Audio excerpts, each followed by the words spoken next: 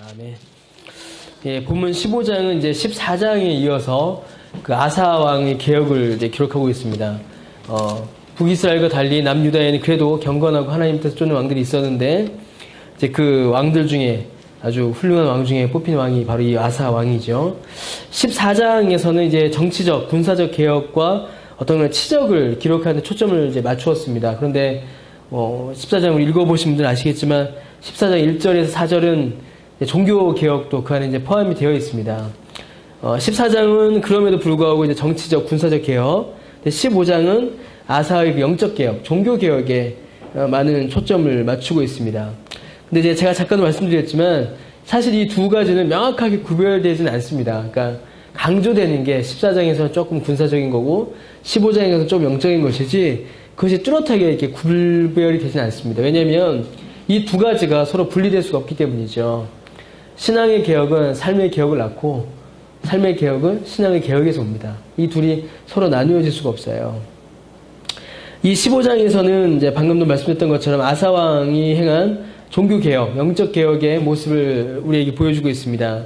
이 개혁의 내용들은 단지 아사왕 시대에만 적용되는 것이 아니라 모든 신앙의 개혁들, 그러니까 루터와 칼빈을 통해서 이루어졌던 역사적 종교개혁만이 아니라 오늘날 우리에게도 이 참 필요한 교훈을 전해주고 있습니다. 아주 좀 중요한 내용들, 우리가 살펴볼 내용들이 많이 있죠. 먼저 이제 15장 1절에 보게 되면 이 아사의 개혁이 어떻게 시작되었는가를 기록하고 있습니다. 이 아사가 행한 종교개혁의 본질적 특징을 이제 보여주고 있어요. 그게 뭐냐면 1절에 보니까 하나님의 영이 오데스의 아들 아사랴에게 임하였다, 이렇게 기록을 하고 있죠. 이 구절은 매우 중요한 의미를 가집니다. 정말 중요합니다. 아사의 종교개혁의 시작점은 아사랴입니다. 그러니까 아사가 그냥 종교개혁을 행한 것이 아니라 아사랴로부터 이 종교개혁이 시작이 되고 있는 것이에요. 근데 이 아사랴의 아버지가 누구예요? 오뎃이죠. 근데 이 오뎃이 누구냐면 8절에 보니까 선지자라고 되어 있습니다. 아사가 임하였고 선지자 오뎃의 예언을 들었다라고 이렇게 되어 있죠. 그러니까 아버지의 직업을 아들이 있죠. 그 당시에는 그런 어떤 사회적 분위기와 또 아사랴가 행한 일이 뭐냐면 성령으로 충만하여 하나님의 말씀을 이 아사에게 전합니다. 이런 것을 봤을 때 이 아사랴 역시도 선지자라고 우리가 충분히 생각해 볼 수가 있는 것이죠. 성경은 바로 그 아사랴가 하나님의 영이 충만하여 아사에게 하나님의 말씀과 뜻을 전하였다, 그리고 이것으로 개혁이 시작되었다라고 알리고 있습니다. 아사의 종교개혁이 아사랴의 예언, 성령 충만한 아사랴의 예언을 통해서 이루어졌다라는 것을 알려주고 있죠. 당시에도 하나님의 말씀을 전한다라고 하는 많은 선지자들이 있었습니다. 성전과 제사장들도 역시 건재했습니다. 그러나 하나님의 영이 충만하여 하나님의 뜻을 온전히 전하는 선지자는 드물었습니다. 이건 아주 중요한 사실이죠.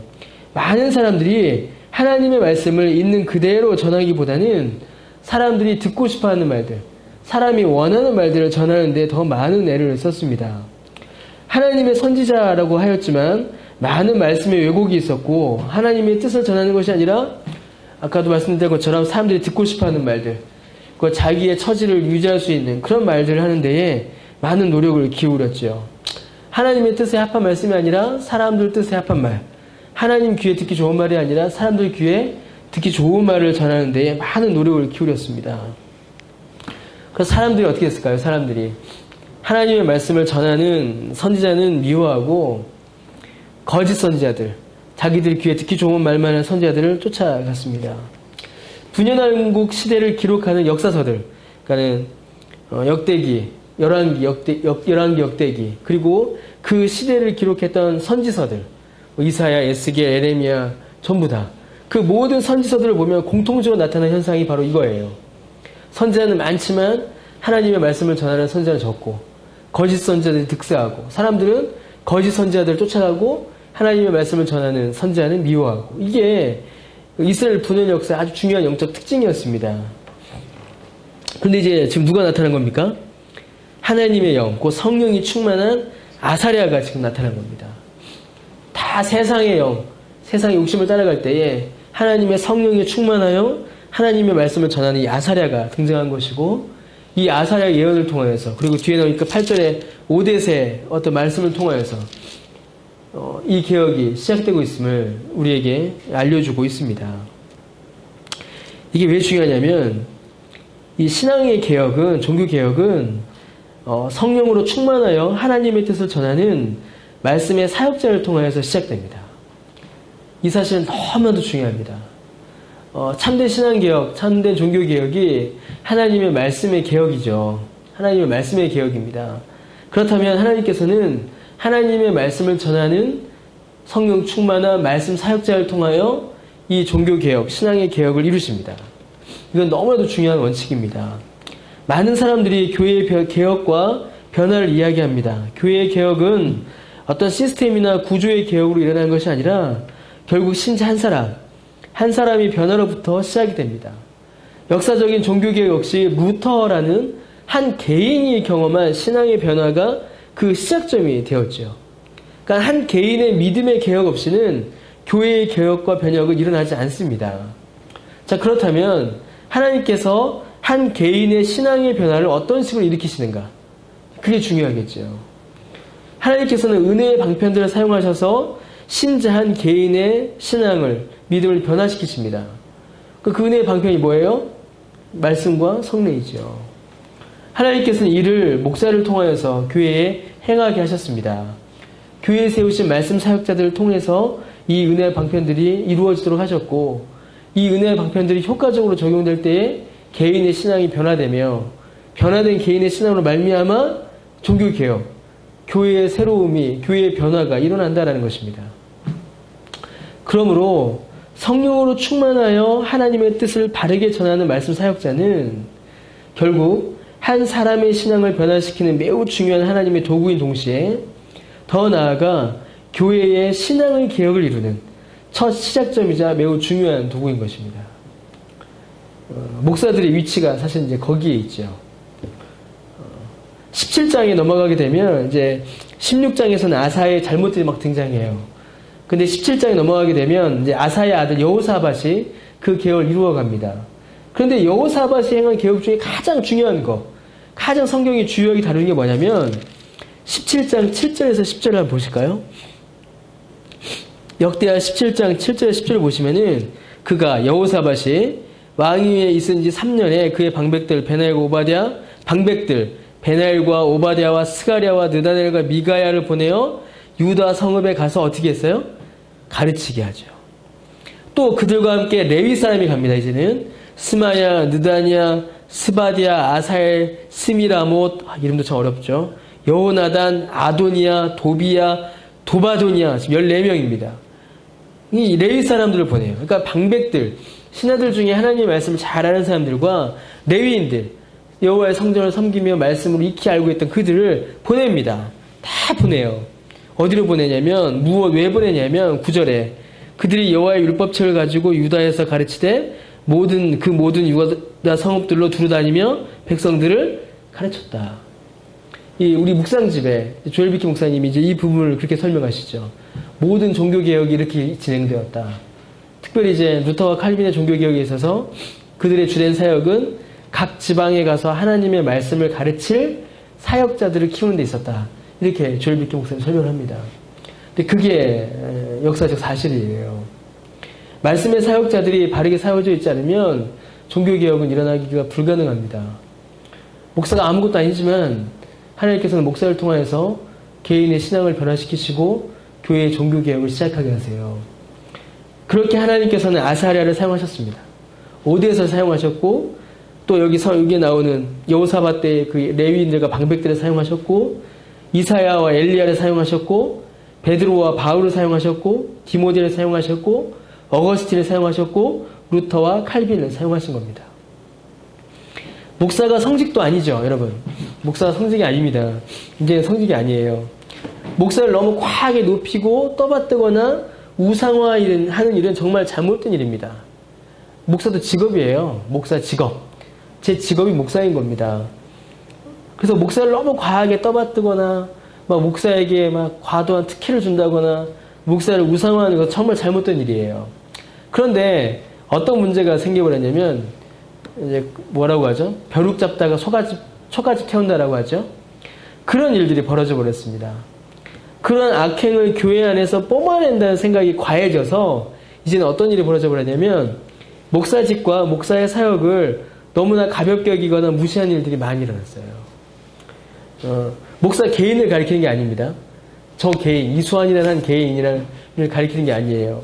목사의 직분과 목사의 사역에 대해서 제가 지금 말씀드리는 겁니다. 목사가 성령으로 충만하여 하나님의 뜻을 어떻게 전하고 있는가? 목사의 설교와 사역이 하나님의 뜻을 온전히 전하며 하나님의 말씀을 성도들에게 충분히 전하고 있는가? 이 문제를 따지기보다는 다른 것들을 더 중요하게 여기는 그런 형편 가운데 오늘날 한국교회가 있다는 겁니다. 그러니까 다 극단이에요. 어떤 쪽은 목사를 너무 우상화해서 목사가 하는 말이면 전부 다 하나님의 말씀인 것처럼 아멘하고 듣는 분들이 계시다면 정반대쪽에는 이제 목사직 자체를 무시하는 거죠. 부정합니다. 목사, 특권과 뭐 부패와 비리의 대명사처럼 되어버리고 목사를 우습게 여기죠. 그래서 교회에 목사가 없어도 된다. 혹은 목사의 설교 내가 하겠다. 아무나 해도 된다. 목사의 설교를 이제 가볍게 여기죠. 교회를 결정하는데 이제 한국교회 누가 리서치를 했었죠. 몇 년 전에. 교회를 결정할 때 무엇이 가장 중요합니까? 라고 하니까 거의 대부분의 사람들이 목사의 설교가 중요합니다라고 했습니다. 근데 그건 거짓말이에요. 그건 거짓말입니다. 제 생각에는 그렇게 제일 많이 70%까지 안 돼요. 그 대답을 잘 따져봐야 됩니다. 어떤 설교인가? 하나님의 말씀에 부합한 설교인가? 아니면 듣기 좋은 설교인가? 아무리 목사가 설교를 잘해도 다른 게 불편하면 교회를 떠납니다. 아무리 목사가 설교를 개떡같이 하고 성경적이지 안 해도 그냥 많은 사람들이 쫓아가면 그런가 보다 하고 쫓아가는 일들이 많아졌어요. 그러니까 어떻게 돼요? 목사직과 목사의 사역의 가치가 점점 땅에 떨어져 버렸죠. 점점 땅에 떨어져 버렸습니다. 이제 그렇게 된 이유 중에 하나가 뭐 우리 깨니까 부목사 제도예요. 부목사 제도. 부목사 제도가 들어오면서 부목사들이 설교를 하게 되죠. 그러면 이제 담임 목사님들이 부목사의 설교도 담임 목사 같은 수준의 같은 영적 권위에 있음을 인정해 주셔야 됩니다. 근데 인정하지 않아요. 성도들도 앞에 부자가 붙으면 모자란 것을 이해합니다. 참 안타까운 일이죠. 그러면 어떻게 되겠습니까, 여러분? 부목사의 수준을 낮춰버리면요, 담임 목사가 높아지는 게 아니라 목사직에 대한 성도들의 이해 자체가 낮아져 버려요. 목사가 우스워지는 거죠. 쉬워지고. 제가 지금 저 잘해달라고 하는 게 아니에요. 사람 적게 온 이유가 다 있어요, 오늘. 물론 목사가 가장 먼저 늘 성령 충만하며 하나님의 뜻을 잘 깨닫고 성실하게 전할 수 있도록 기도하고 노력해야 합니다. 그건 목사에게 주어진 책무예요. 이는 당연한 겁니다. 만약에 그렇지 않는다면 목사가 성령 충만을 강구하지 않고 말씀에 대한 이해가 부족하다. 이거는 부족한 목사가 아니라 목사가 아닌 겁니다. 그거는 목사가 아닌 거예요. 그러나 많은 성도들 역시 목사를 어떻게 대하며 목사를 위하여 무엇을 기도해야 하는지도 잘 살펴봐야 합니다. 제가 존경하는 어떤 목사님께서 이런 말씀을 해주신 적이 있어요. 아무리 좋은 시설을 갖추고 수많은 직원이 있어도 의사가 없으면 더 이상 병원이 아니다. 그와 마찬가지로 아무리 교회가 시설이 좋고 아무리 사람들 사이의 관계가 좋아도 정말로 목사가 없으면 교회가 될 수 없다. 이런 말씀을 해주신 적이 있습니다. 여러분들이 목사를 위하여 기도하고 교회가 목사를 돌봐야 하는 이유가 바로 여기에 있죠. 성도들은 교회의 말씀의 사역자가 성령 충만하여 하나님의 말씀을 바르게 전할 수 있는 사역자가 되게 해달라고 기도하셔야 되고, 사역자 역시 그것을 놓고서 꼭 기도해 나가야만 합니다. 자, 두 번째로 이 역대기 기자는 15장에서 이스라엘의 영적 형편을 우리에게 좀 설명해 줍니다.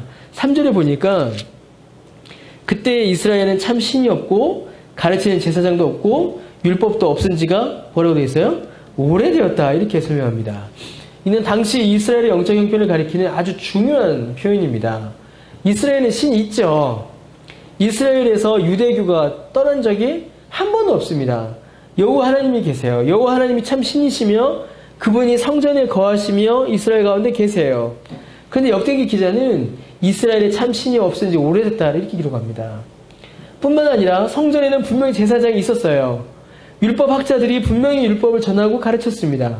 그런데 그곳에는 제사장도 율법도 없은 지 오래되었다 라고 이렇게 역대기 기자는 기록을 합니다. 하나님의 임재를 나타내는 성전이 있음에도 불구하고 하나님이 그곳에 계시지 않았고, 제사장이 분명히 있으나 제사장이 없었으며, 율법책이 그들 가운데 있으나 율법이 없는 바로 그러한 곳이 이스라엘이 되어버리고 만 것입니다. 왜냐하면 아주 단순한 이유인데, 백성들이 하나님을 찾지 않았기 때문입니다. 성전에 하나님 임재에 계셔도 하나님을 찾지 않았고, 성전에 가서 율법책을 펴보아도 그 율법책을 통하여 하나님을 찾지 않았으며, 제사장들에게 제물을 바쳐 제사를 드리게 하면서도 그들은 하나님을 찾지 않은 것입니다. 그럼 뭘 한 걸까요? 도대체? 성전에 가도 율법책을 봐도 제사장을 통한 제사에서도 그들은 하나님을 찾지 않은 겁니다. 그럼 그들은 뭘 한 거죠? 형식입니다. 형식을 갖췄던 것뿐이죠. 그럼 그들이 구한 것은 무엇이겠습니까? 그들은 그들의 만족을 구했고 그들의 이익을 구하고 이 땅에서 즐거움을 구한 것입니다. 하나님을 찾는다. 이 하나님을 찾음, 하나님을 간구함은 기독교의 가장 중요하고 본질적인 목적입니다. 왜 우리가 예배를 드립니까, 여러분? 단 하나의 목적이죠. 하나님을 찾는 겁니다. 왜 우리가 성경을 읽어요? 하나님을 간구하는 것이죠. 우리가 왜 기도합니까? 하나님을 구하는 것이에요. 그런데 어떤 문제가 벌어져요? 오늘날 우리에게? 하나님을 구하는 것이 아니라, 하나님을 찾는 것이 아니라 하나님을 통하여 다른 무엇인가를 구하려고 할 때가 많습니다.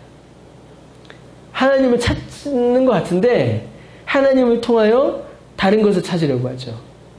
하나님 그분 자신이 우리의 간구의 대상이에요. 우리는 하나님을 찾아야 합니다.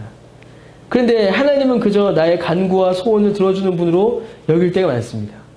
마치 하나님을 그 램프의 요정 진이나 요즘에 드라마 나오는 도깨비 정도로만 생각하는 거죠. 하나님 앞에 내 소원을 간구하는 것입니다. 하나님을 간구하는 것이 아니라, 하나님을 찾는 것이 아니라 내가 갖고 싶은 것을 찾기 위하여 하나님을 이용하는, 이거는 사실은 이런 신앙은 사실은 무속신앙이에요. 무당에게 비는 것과 똑같습니다.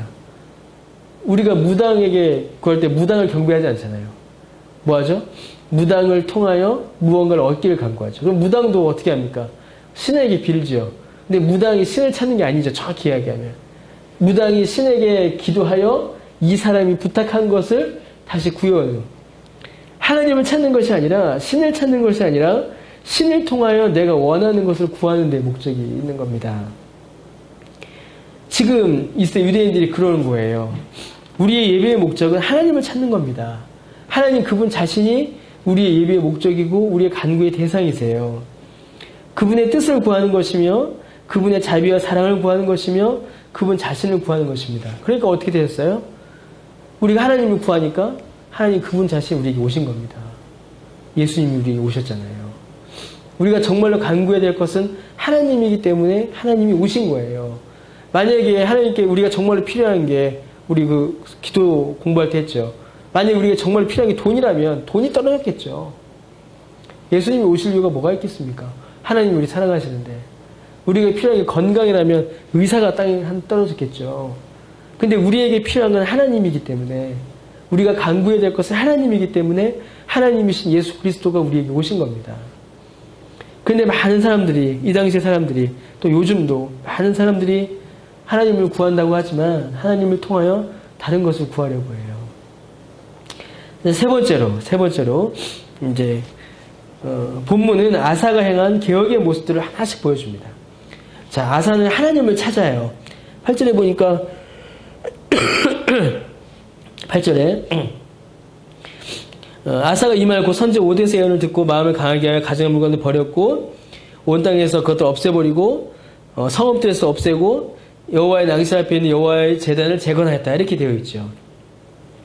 그러니까 이 아사가 어떻게 개혁을 행하냐면 하나님을 찾는 일에 있어 방해가 되는 모든 것들은 다 어떻게 합니까? 지금 제거해버려요. 그리고 뭐만 남겨놔요? 하나님을 찾는 일에 유익한 것들만을 남겨놓거나 회복합니다. 이 일은 성전을 바르게 회복하고 우상을 제거하는 일을 통해서 이루어져요. 그러니까 두 가지죠. 종교개혁은 항상 두 가지로 일어났습니다. 없애야 될 것을 없애고 회복해야 될 것을 회복하는 식으로 일어났어요. 아사는 이제 하나님을 찾습니다. 하나님을 찾기를 언약하였고 하나님을 찾지 않았다는 사실을 깨달았기 때문에 하나님을 찾아요. 하나님을 구합니다. 근데 하나님을 구하는 데 있어서 방해되는 그 모든 우상들 다 제거해버리고 하나님을 찾는 데 있어서 필요한 것들, 제단, 하나님 앞에 드린 제사를 회복하고 있는 것이에요.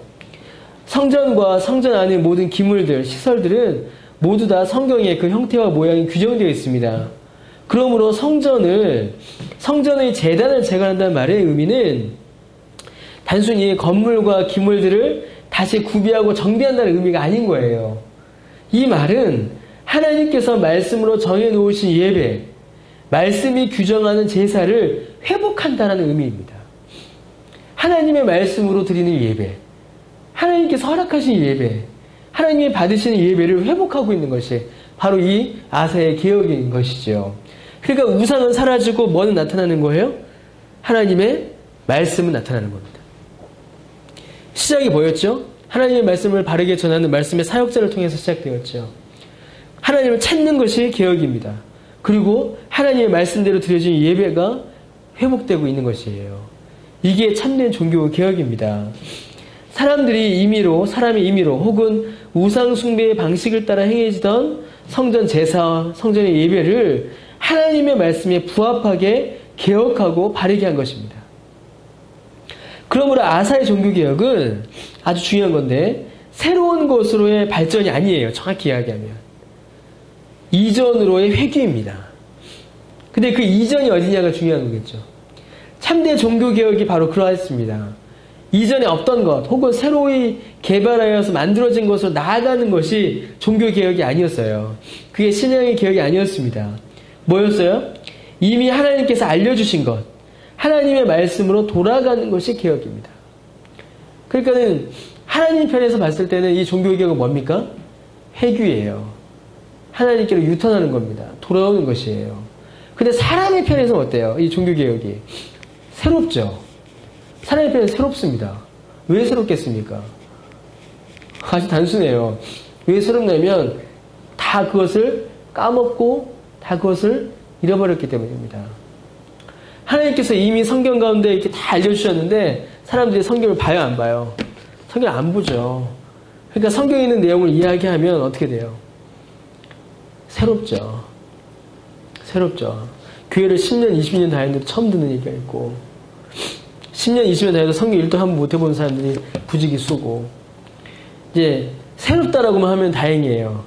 새롭다라고 하면 다행이에요. 근데 대부분 뭐라고 합니까? 어렵다라고 하죠. 어렵다.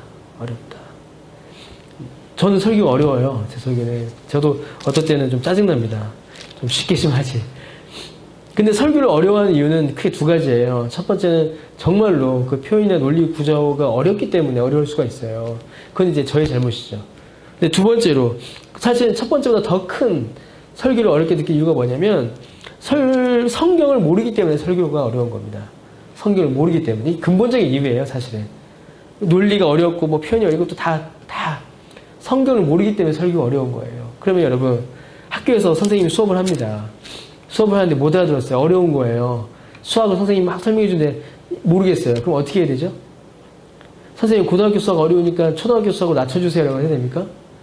아니죠. 고등학교 수업 시간에 선생님이 고등학교 수학을 공부하는데 가르쳐 주는데 그걸 못 알아들으면 어떻게 돼요? 수학책을 공부해야죠. 그게 맞는 겁니다. 그런데 시간이 갈수록 하나님의 말씀에 대한 이해가 시간이 갈수록 낮아져요. 정말 안타까운 일이죠. 시간이 갈수록 점점 낮아집니다. 성경에 대해서 알지 못해요. 우리 어릴 때 했던 것만큼 성경을 읽지 않고 성경을 몰라요. 제가 사역하면서 10년 넘게 사역하면서 정말 깨달은 것 중에 하나가 있는데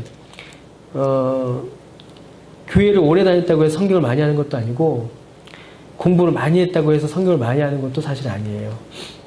우리끼리 얘기지만 주일날 설교 끝나고 나서 집에 가면 선우가 저한테 설교에 대해서 물어볼 때가 종종 있어요. 정확히 이해하고 있어요. 정확히. 어떤 때 제가 깜짝 놀라요. 너 그거 어떻게 이해했어? 그냥 들리던데 이렇게 얘기합니다. 글자 하나를 알지 못했던 촌부, 촌노, 정말 시골에 계신 할아버지 할머니들도 설교를 이해하실 때가 있어요. 그런데 대학 나오고 도시에 살고 젊은 사람들이 똑같은 설교를 해도 못 알아들 때가 있습니다. 왜 그러겠습니까? 평소에 성경을 읽지 않아서예요. 아주 단순해요. 평소에 성경 읽지 않아서이고, 다른 하나는 정서적인 거부가 일어나는 거죠. 죄에 대해서 지적하고 변화된 삶에 대해서 지적하고 죄를 멀리하라고 그러고 하나님이 기뻐하시는 거룩한 삶을 요구하는 그런 정서, 우리에게 요구하는 정서가 듣기 싫다는 말이 어렵다는 말로 바뀌는 겁니다. 참 마음이 안타까워요. 그러니까 어떻게 되겠습니까? 성경에 있는 것을 이야기하지만 성경을 모르니 새롭고, 성경에 있는 것을 이야기하지만 정서적으로 그걸 받아들이지 못하니 어려워지고, 그런 악순환이 계속 반복되는 거예요. 그러면 어렵고 재미없고 싫으니까 더 안 보게 되고 더 듣지 않게 되고 더 멀어지는 거죠. 좋으면 어떻게 되겠습니까? 더 읽게 되고 더 알아듣게 되고 더 이해하게 되니까 더 나아가게 되겠죠. 빈입긴 부익부가 일어나게 되는 겁니다. 참 마음이 아파요. 그래서 하나님 편에서 봤을 때는 종교개혁은 하나님께 돌아오는 유턴인데, 2000년 전에 3000년 4000년 전에 주신 성경으로 돌아가는 건데, 우리에게는 이 개혁이 새로운 겁니다. 늘 새로운 거예요. 낯설면 안 되는데 새로운 겁니다. 우리의 마음에 새 마음과 새 뜻을 일으키는 것이죠. 이를 가리켜 오늘 성경에서는 그것이 무엇이냐라고 하냐면 하나님을 구하는 것, 하나님을 찾는 것이다 라고 이렇게 표현합니다. 하나님을 찾는다. Seeking God이라고 하는데, 바로 루터가 행한 종교개혁의 모습이기도 해요. 루터는 끊임없이 하나님을 구한 자였습니다. 끊임없이 하나님을 찾았어요. 하나님을 계속 찾았습니다.